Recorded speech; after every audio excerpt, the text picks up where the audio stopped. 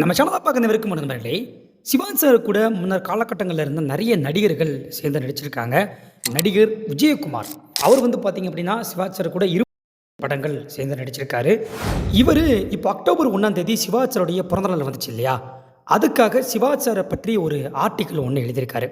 அந்த ஆர்டிக்கலில் சிவாஜி சார் கூட அவர் படங்கள் நடிக்கும்போது இருந்த அந்த ஒரு அனுபவம், ஷூட்டிங் ஸ்பாட்டில் எப்படி இருந்துச்சு, அண்ட் முன்னாடி நடந்த சில முக்கியமான நிகழ்வுகள் அப்படின்னு சொல்லி நிறைய விஷயங்களை ஷேர் பண்ணியிருக்காரு.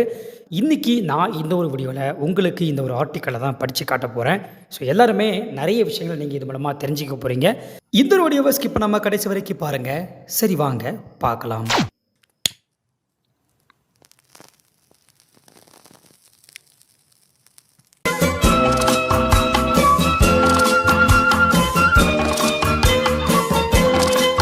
நடிகர் திலகம், நடிப்பு சாம்ராட், ஷாயின் ஷா சக்கரவர்த்தி, நடிப்பு கிங், மோனார்க் என எந்த பெயரில் அழைத்தாலும் அது சிவாஜியின் நடிப்பு திறமையை முழுவதும் வெளிப்படுத்தாது. அவர் ஒப்பில்லாத ஒரு இமயம். கலைத்துறையில் எத்தனையோ நடிகர்கள் வந்திருக்கின்றனர், இன்னும் வரப்போகின்றனர். ஆனால் நடிப்பில் சிவாஜி கணேசனுக்கு நிகர் அவரேதான். அவரின் கோடிக்கணக்கான ரசிகர்களில் நானும் ஒருவனாக சொல்கிறேன். நடிப்பு என்று சொன்னால் மிகைப்படுத்துவதுதான். யதார்த்தமாக இருப்பது நடிப்பு அல்ல, இதுதான் உண்மை. சிவாஜி கணேசனை முதலில் நான் நேரில் பார்த்தது ஒரு த்ரில்லரான அனுபவம். பட்டுக்கோட்டைக்கு அருகே உள்ள நாட்டு சாலை தான் எங்கள் சொந்த ஊர். அங்கு பல நாடக கம்பெனிகள் இருந்ததால் நாடக சாலை என்ற பெயர் பெற்று பிறகு அது நாட்டு சாலையாக மருவியது. அங்கு இருந்த டூரிங் தியேட்டரில் தினமும் ஒரு சினிமா பார்ப்பேன். கடந்த 1959 கும்பகோணத்தில் சிவாஜியின் வீரபாண்டிய கட்டபொம்மன் நாடகம் நடைபெற இருந்தது. சுற்று வட்டார கிராமங்களுக்கு அம்பாசிடர் காரில் சென்று நாடகத்துக்கு விளம்பரம் செய்து டிக்கெட் விற்றனர். நானும் என் நண்பர்களும் மொத்தம் 14 டிக்கெட்கள் வாங்கினோம். நாடகம் நடக்க இருந்த கும்பகோணத்திற்கு செல்ல 40 கிலோமீட்டர் தூரம் சைக்கிளில் சென்றோம். சிவாஜி நாடகத்தை பார்க்க ஏராளமான மக்கள் கூடிவிட்டனர். ரசிகர்கள் மிகப்பெரிய அளவில் வந்ததை பார்த்து அவர்களின் ஆர்வத்தை உணர்ந்து அனைவரும் தன்னை கண்டு மகிழ வேண்டும் என்பதற்காக கட்டபொம்மனாக முழு மேக்கப் மற்றும் உடை அலங்காரத்தோடு காரை விட்டு இறங்கி 1 கிலோமீட்டர் நடந்தே வந்தார் சிவாஜி. கும்பகோணத்தில் திறந்தவெளி தியேட்டரில் நாடகம் நடைபெற்றது. அன்றுதான் சிவாஜியை முதலாக அருகிலிருந்து நேரில் பார்த்தேன். இந்த மாதிரி புகழ் பெற வேண்டும் என அப்போது என் மனதிற்குள் எண்ணம் எழுந்தது. அதை நிறைவேற்ற தீர்மானித்து அடுத்த 2 நாட்களில் சென்னைக்கு கிளம்பினேன். எங்கள் குடும்பம் சற்று வசதியான குடும்பம். சென்னையில் வசித்து வந்த என் அண்ணன் ராமச்சந்திரன் மற்றும் ஜோசியர் வையாபுரி இருவரின் உதவியோடு சினிமா வாய்ப்பு தேடி பல இடங்களுக்கு அலைந்தேன். கடந்த 1960 சிவாஜி நடித்த ஸ்ரீவள்ளி என்ற திரைப்படத்தில் பாலமுருகனாக நடிக்கும் வாய்ப்பு கிடைத்தது. முருகனாக சிவாஜி நடித்தார். படத்தை இயக்கியவர் ராமண்ணா. சிவாஜி படத்தில் நான் நடித்தேன் என்றாலும் எங்கள் இருவருக்கும் சேர்ந்த மாதிரியான காட்சிகள் இல்லை. எனவே படப்பிடிப்பில் சிவாஜியை பார்க்க முடியவில்லை. நடிப்பு திறமையை வளர்த்து மேடை நாடகங்களில் நடிக்க ஆரம்பித்தேன். ராஜபக்தி என்ற நாடகத்தில் விநாயகனாக நடித்தேன்.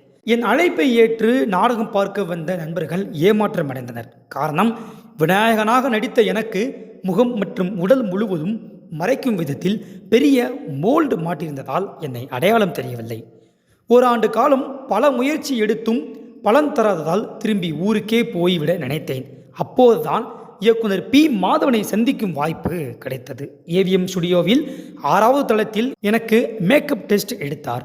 அப்போது மேக்கப் டெஸ்ட்டுக்கு எனக்கு அவர்கள் கொடுத்த உடை ராமன் எத்தனைய ராமனடி திரைப்படத்தில் சிவாஜி அணிந்தது என மேக்கப் போட்ட அண்ணன் கூறியதும் வியந்தேன்.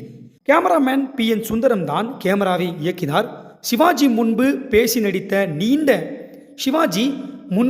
நடித்த நீண்ட வசனம் ஒன்றை கொடுத்து நடிக்கச் சொன்னார்.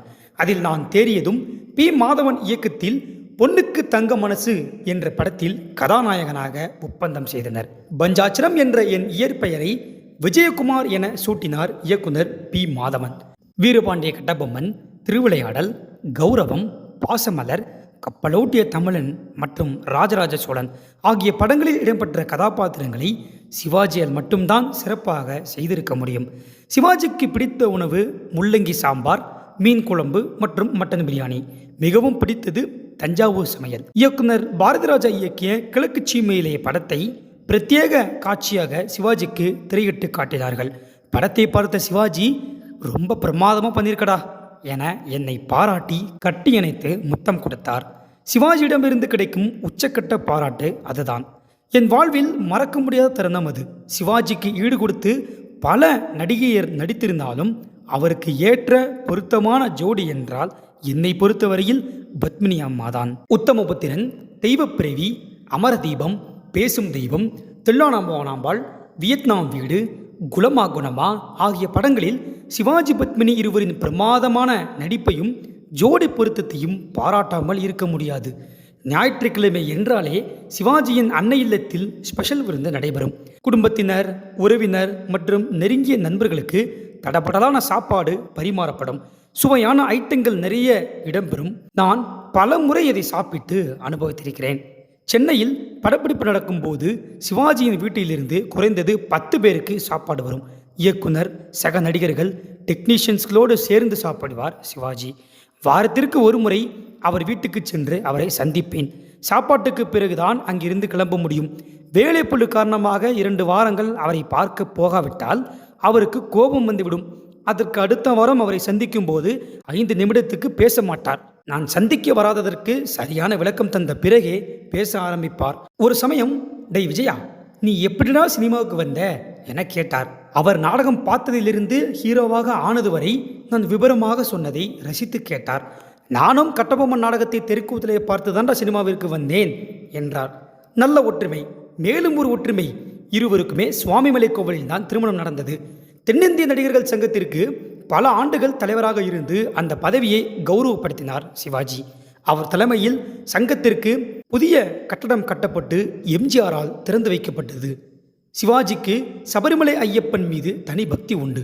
ஒரு சமயம் அவர் வீட்டிற்கு நான் சென்றிருந்த போது, டேய் விஜயா, நாளைக்கு நாம் 2 பேரும் சபரிமலைக்கு போகிறோம், சீக்கிரம் வந்துரு என்றார். நான் ஏற்கனவே நம்பியார் சார் மற்றும் இயக்குனர் சங்கருடன் 3 முறை சபரிமலைக்கு சென்றிருக்கிறேன். காலை 6 மணிக்கு அவர் வீட்டிற்கு சென்றேன். சென்னையிலிருந்து திருவனந்தபுரத்துக்கு விமானத்தில் சென்றோம். சிவாஜியின் நண்பரான பா. ராமச்சந்திரன் அப்போது கேரளாவில் கவர்னராக இருந்தார். திருவனந்தபுரத்தில் கவர்னர் மாளிகைக்கு சென்று அங்கு காலை சிற்றுண்டி சாப்பிட்டோம். போலீஸ் பாதுகாப்புடன் பம்பைக்கு சென்றோம். பம்பையிலிருந்து சபரிமலை சன்னிதானத்திற்கு நடந்து போக முடியும் என்றாலும் சிவாஜி 2 டோலிக்கு ஆர்டர் செய்து விட்டார். 4 பேர் சுமக்கும் பல்லக்கு போன்ற அமைப்பு அது. எந்த சிரமமும் இன்றி சன்னிதானம் போய் சேர்ந்தோம்.